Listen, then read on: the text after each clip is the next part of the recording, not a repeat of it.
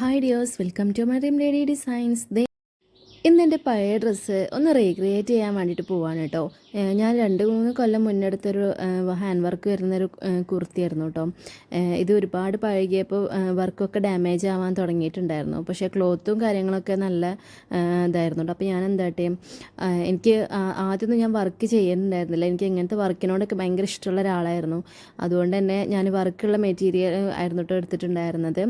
അപ്പോൾ എനിക്കിത് ഈ ഒരു കളറിൽ ഈ ഒരു ആൻറ്റി കട്ട് ബീഡ്സ് ഉണ്ടായിരുന്നു കേട്ടോ വർക്ക് വന്നിട്ടുണ്ടായിരുന്നത്. എനിക്ക് ഒട്ടും അത് ഇഷ്ടപ്പെട്ടിട്ടുണ്ടായിരുന്നില്ല. പിന്നെ അതങ്ങോട്ട് യൂസ് ചെയ്തേ ഉള്ളൂ. അപ്പോൾ എന്തായാലും ഞാൻ ഈ ഒരു വർക്ക് സ്റ്റാർട്ട് ചെയ്തപ്പോൾ മുതൽ വിചാരിക്കുന്നുണ്ട് കേട്ടോ, ഈ ഒരു വർക്ക് മാറ്റി ചെയ്യണം എന്നുള്ളത്. ക്ലോത്ത് കുറച്ചൊക്കെ ഡാമേജ് ആവാൻ തുടങ്ങിയിട്ടുണ്ടെങ്കിലും എനിക്കതൊന്ന് റീക്രിയേറ്റ് ചെയ്തെടുക്കണം എന്നുള്ള ആഗ്രഹം ഉണ്ടായിരുന്നു.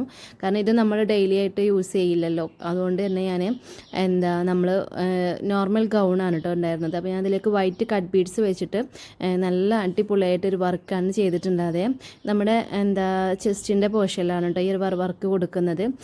സീക്വൻസും അതുപോലെ ബീഡ്സൊക്കെ വെച്ചിട്ട് നല്ല ഫ്ലവേഴ്സും ലീഫൊക്കെ കൊടുത്ത് നല്ല അടിപൊളി വർക്കാണ്. കുറച്ച് ഹെവി വർക്ക് തന്നെയാണ് കേട്ടോ ചെയ്തിട്ടുണ്ടായിരുന്നത്.